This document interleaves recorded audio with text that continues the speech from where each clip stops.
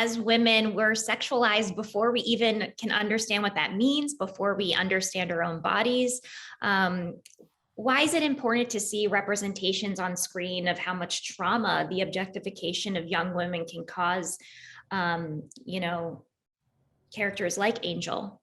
Oh my gosh. I mean, it's so important. And I feel like it's such a under talked about topic. And even if it is talked about, I don't think it's really been portrayed like this in the script. So when I read the script, I was just like, wow, this is a story that needs to be told. And yeah, that's why I was drawn to it. But I think that the fact that, you know, this film really, it goes there and it shows the good, the bad, the ugly, and it really doesn't shy away from the abuse.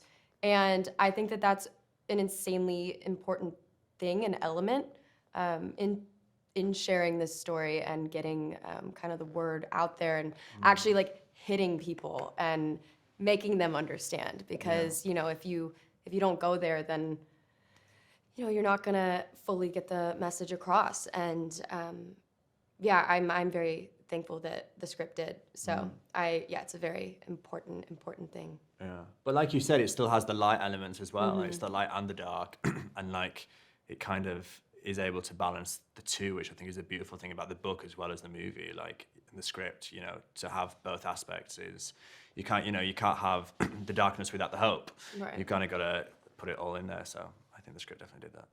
Absolutely. I loved that. I love that aspect of it. Tom, Michael's a big believer in forgiveness.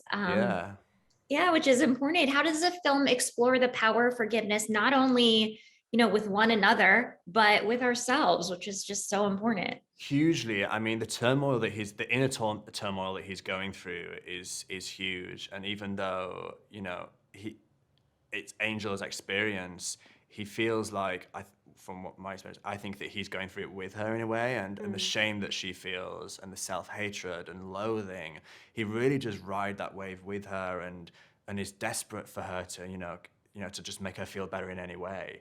But I feel that he does, he's not quite sure if there's a lot of him that isn't really sure that he deserves her in a way as well. I think when she leaves him time after time after time, you can't help but think, he's probably thinking, is there something wrong with me? Is there a reason with me, right, why she's leaving? And the fact that he waits for her is all the more incredible. Yeah, it was really cool to see, especially in a film that takes place, in I believe it was 1850, where you're having, gender roles are being flipped. I mean, it's really fun to see Michael teaching Angel domestic chores and in the kitchen. Yeah. Well, she's never had that experience, but she's never had to, because you've lived it's really an interesting true. thing. Yeah, no, I liked it. Too. It's like it's nice to see a man. Men can look after the home as well. It's nice. Yeah, it's good. Not shy away from both sort of masculine and feminine qualities, and and it was beautiful to see. I really appreciated it, and I think that they really are a great kind of example of what a partnership looks like, what real love looks like, mutual respect. Yeah, and the love between them is so kind of just heartfelt and pure, and there's no kind of cynicism with it. It's that kind of, it's a romantic movie, but it's not wishy-washy in any way. It's harsh and it goes to the dark places, but as long as it has that balance, I think that's what works so well about it. And I really love the element of freedom in it. And I love that Michael actually, when she's like, I don't want to play into your little marriage slave fantasy. You're like, marriage isn't slavery. Marriage is not slavery. And in that moment, it's like he's giving her freedom. And it's coming from a man, and it's something that she's never been given, let alone by a man.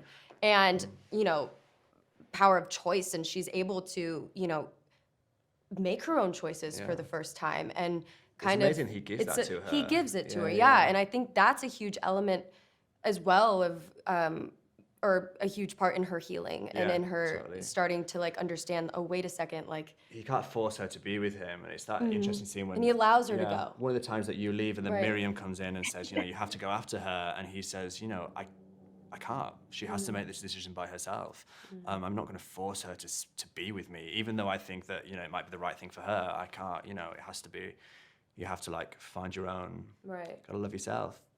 And allowing that growth to happen too, I think, is a great reason.